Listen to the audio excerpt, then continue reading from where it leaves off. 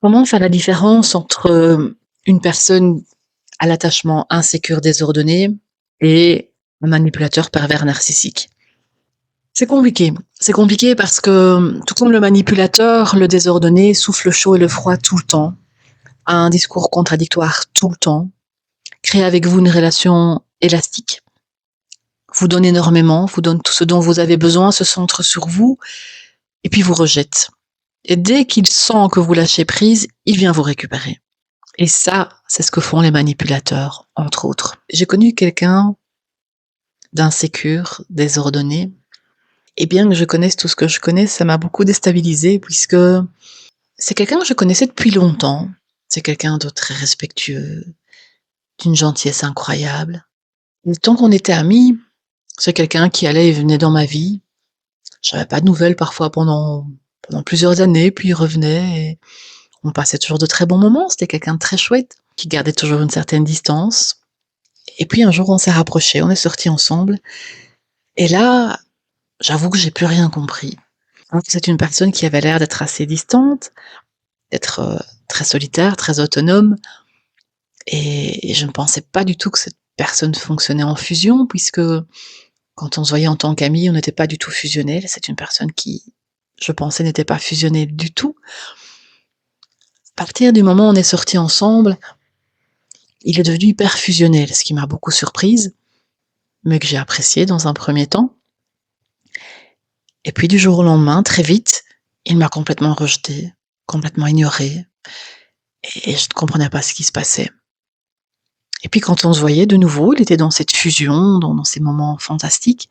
Les moments qu'on passait ensemble étaient vraiment merveilleux, mais entre eux, il m'oubliait comme si j'existais pas. Et je ne comprenais pas trop ce qui se passait. Son discours était contradictoire aussi. Un jour, il me disait qu'il envisageait vraiment sa vie avec moi, qu'il cherchait une relation sérieuse à long terme. Effectivement, c'est quelqu'un que je connais depuis longtemps. Je sais que c'est pas quelqu'un qui enchaîne les relations, que c'est quelqu'un de stable. Donc je sais qu'il le pensait réellement.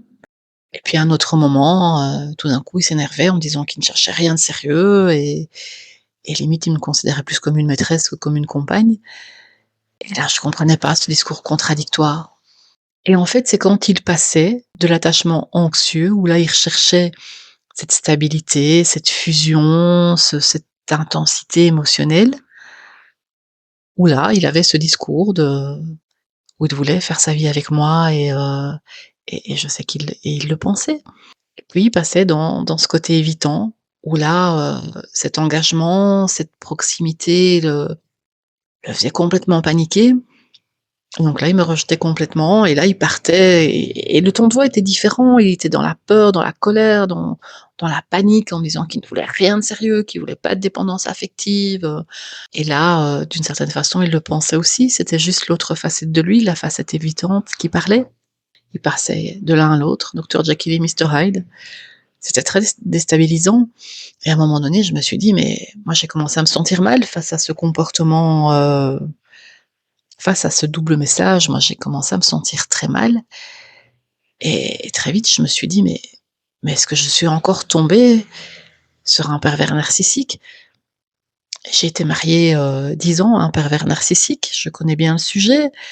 Je J'étais entourée toute, mon enfance de pervers narcissiques, donc c'est quelque chose que je connais bien. Je les repère maintenant en principe très vite et donc je ne comprenais pas. Je me dis: «Mais est-ce que je me serais encore fait avoir depuis des années et des années que je connais cette personne? J'aurais pas repéré que c'était un pervers narcissique?» Et puis je me suis posé les bonnes questions. Ce qui le différencie d'un pervers narcissique, c'est déjà une chose très simple, c'est qu'à partir du moment où j'ai mis fin à la relation, il m'a plus jamais recontactée. Il a plus jamais essayé de me parler, de me contacter. Malheureusement, souvent comme dans ces cas-là, malheureusement, j'ai perdu l'ami que j'avais. Il n'a pas essayé de recréer la relation. Quand j'ai mis un stop, il l'a respecté et il n'est plus jamais revenu vers moi. Et ça, déjà, ça le différencie complètement des pervers narcissiques puisque un pervers narcissique va maintenir à tout prix la relation. Il va vouloir garder l'emprise sur vous. Or, le désordonné ne cherche pas à avoir une emprise sur vous. Quand il est dans sa phase anxieuse, oui, il cherche la relation, la fusion, voire peut-être l'emprise, mais dès qu'il repasse dans sa phase évitant, à ce moment-là, c'est l'inverse. Il veut la liberté et donc il vous donne cette liberté dont lui rêve. Donc il ne mettra pas d'emprise. Même si vous pouvez en avoir l'impression, il ne mettra pas cette emprise. Ce premier critère, il n'a pas cherché à me revoir, il a respecté quand j'ai mis un stop. Il n'a pas cherché à maintenir à tout prix cette relation.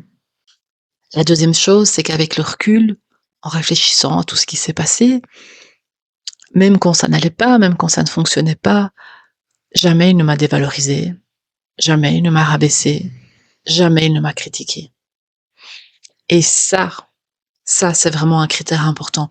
Le pervers narcissique va automatiquement vous rabaisser, va automatiquement vous dévaloriser, va vous faire des reproches d'une façon ou d'une autre. Ça peut être en frontal, ça peut être violent, mais ça peut être aussi de manière très subtile. Le pervers narcissique va toujours vous critiquer parce que son objectif, c'est de démolir votre estime de vous pour que vous vous sentiez tellement mal que vous ayez l'impression que la seule personne au monde qui peut vous aimer et vouloir de vous, c'est lui.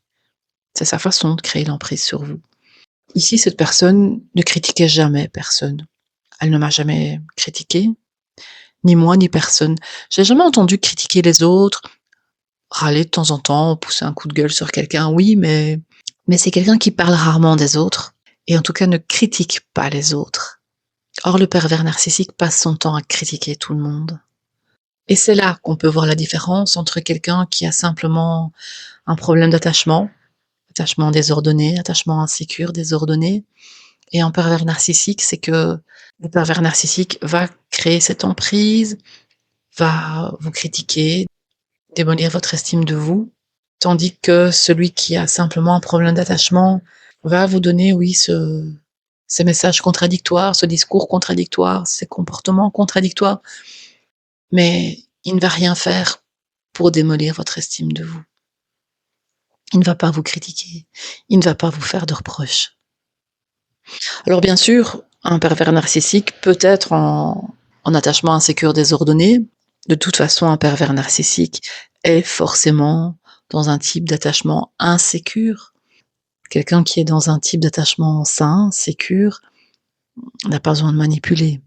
Tous les pervers narcissiques sont en attachement insécure, peu importe le type, ça peut être anxieux, évitant ou désordonné, mais toutes les personnes qui sont en attachement insécure ne sont pas forcément des pervers narcissiques.